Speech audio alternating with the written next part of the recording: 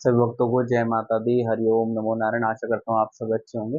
आज की इस वीडियो के माध्यम से मैं आपको बताने का प्रयास करूंगा गजेंद्र मोक्ष पाठ के बारे में। तो क्या है ये गजेंद्र मोक्ष पाठ है और इसको करने से क्या फल मिलता है, किसने इस पाठ को किया और सर्वप्रथम इस पाठ को करने से कौन से देवता प्रसन्न होते हैं और क्या हमें इसका फल प्राप्त होता है और क्यों करना चाहिए गजेंद्र मोक्ष का पाठ, इसके बारे में जितना मुझे ज्ञात है बताने का प्रयास करूंगा। इसका वर्णन वेद पुराणों में भी आता है और भगवत गीता के अंदर भी इसका वर्णन आया है। गजेंद्र मोक्ष पाठ जो सबसे ज्यादा महत्व रखता है जो कर्ज मुक्ति के लिए। अगर किसी के ऊपर कर्जा है तो गजेंद्र मोक्ष पाठ का जो पाठ है आपको अवश्य करना चाहिए।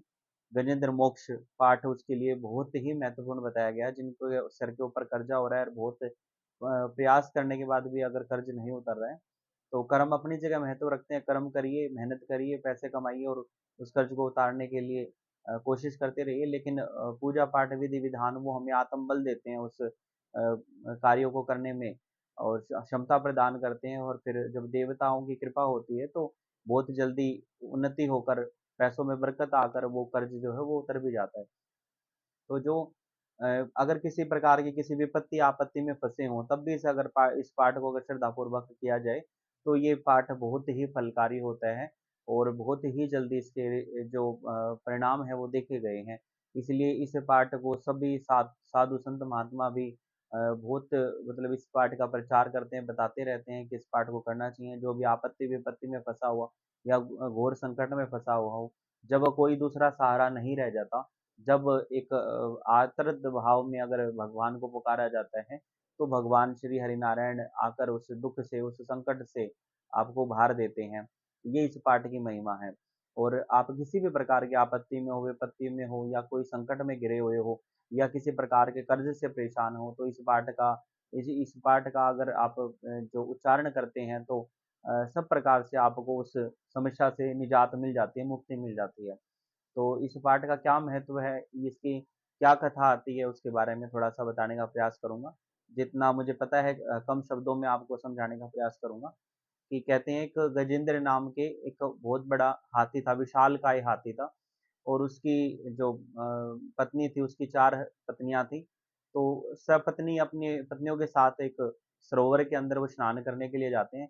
सुबह 4 बजे ब्रह्म मुहूर्त का समय था, वो स्नान करने के लिए जा रहे हैं। और स्नान करते हुए सरोवर के अंदर वो जल क्रीड़ा कर रहे हैं और अपनी पत्नियों के साथ जो स्नान भी कर रहे हैं और जल क्रीड़ा कर रहे हैं। तो जैसे ही वो जो सरोवर के अंदर नहा रहे थे तब एकदम से जो मगरमच्छ होता है वो मगरमच्छ आता है और उस गजेंद्र जो हाथी है उसका पैर पकड़ लेता है और उसको निगलने की कोशिश करता है।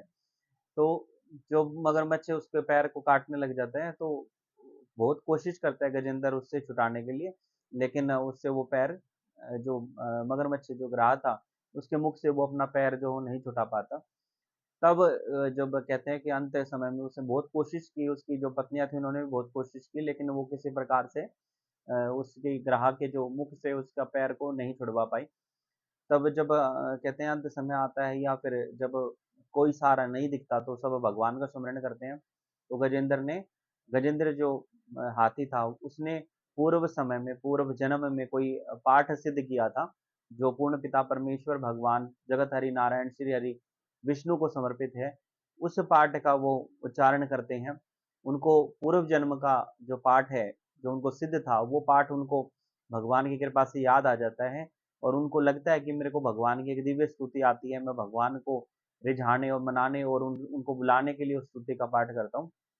लेकिन जैसे-जैसे वो स्तुति का पाठ करते हैं, तो उसमें बहुत ही बिल्कुल गूढ़ अर्थों के साथ ऐसे-ऐसे शब्दों का चयन करके इस पाठ को निर्मित किया गया है, कि उसमें ऐसे-ऐसे शब्द थे कि जिन देवताओं का वो जिस देवता का ध्यान करें वो देवाधिदेव हैं, वो सर्वदेव हैं और उनसे बड़ा कोई है ही नहीं। ना वो साकार स्वरूप में, ना निराकार स्वरूप में है। तो ऐसे-ऐसे गूढ़ शब्दों का इसमें पाठ में जो इस्तेमाल किया गया कि सभी देवी-देवता जो उसकी रक्षा करने के लिए तत्पर हो रहे थे, लेकिन वो पीछे हट जाते हैं क्योंकि उस स्तुति के हिसाब से वो टिक नहीं बैठते। कि ऐसी पूर्ण सत्ता के बारे में वो जो गजेंद्र है उसको आह्वान कर रहा है, ऐसी पूर्ण सत्ता के बारे में वो पाठ कर रहा है, ऐसी पूर्ण सत्ता को वो आवाहित कर रहा है अपनी रक्षा के लिए। तो जो भी देवी-देवता उस पाठ को सुन रहे थे, तो उनको लग रहा था कि ये पाठ हमारे बारे में नहीं है।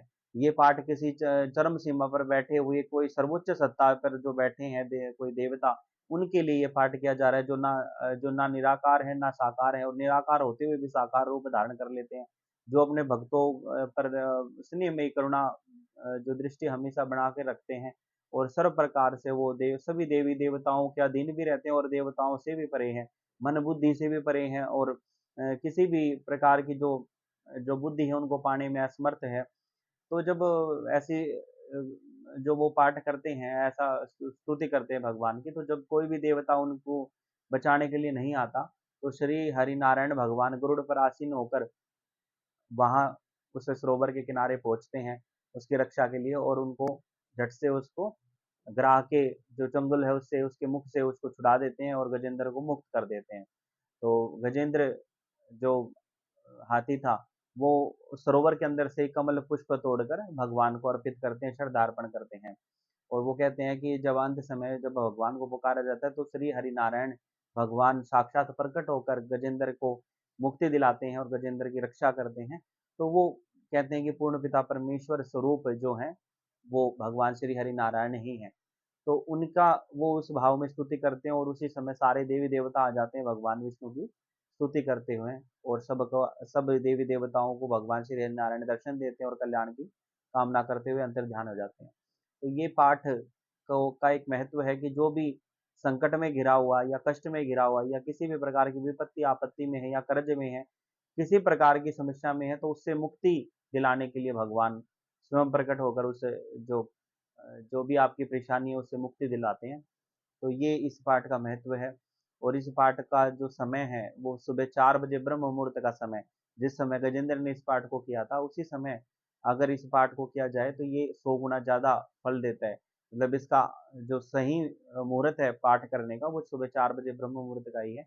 बाकी अपनी श्रद्धा अनुसार भी कर सकते हैं, श्रद्धा सामर्थ्य समय अनुसार जैसा आपको ठीक लगे प्रातः काल आप इसका पाठ कर सकते हैं।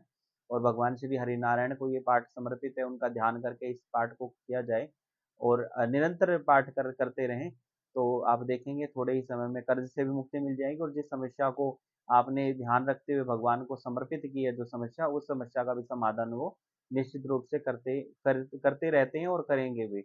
अगर मन में विश्वास हो भगवान के प्रति तो इस पाठ को अवश्य करें। और इस पाठ की क्या आपने ये पाठ करने के बाद आपने अपने जीवन में क्या अनुभव किया, और आपकी कौन सी समस्या हल हुई, या आपका क्या कर्ज था जो उतर गया, वो चीज़ कमेंट सेक्शन में ज़रूर लिखें, क्योंकि गुरुदेव द्वारा प्रदत्त है ये पाठ की महिमा, जैसा मैंने सुना था वैसे आपको बताया। अगर इसमें कोई त्रुटि रह गई हो, कोई गलती हुई हो, तो उसके लिए मैं क्षमा चाहता हूँ। विद्वान जनों का मत है कि गजेंद्र मोक्ष पाठ करने से अनेक प्रकार के जो समस्याएं हैं वो हल हो जाती हैं। तो जिसने भी इस पाठ को किया है उसको अलग-अलग इसके परिणाम भी मिले हैं, लेकिन ये एक किस्म से आप यही कह सकते हैं कि सर्व प्रकार की बाधा से मुक्ति दिलाने के लिए पाठ किया जाता है, लेकिन ज़्यादातर इसका उपयोग या इसकी जो शक्ति का इस्तेमाल है वो कर्ज को उतारने के लिए किया जाता है। तो आशा करता हूँ आपको ये जानकारी पसंद आई होगी, और अगर किसी प्रकार से कोई इसमें त्रुटि रह गई तो उसके लिए क्षमा चाहता हूँ। जय माता दी, हरि ओम, नमो नारायण।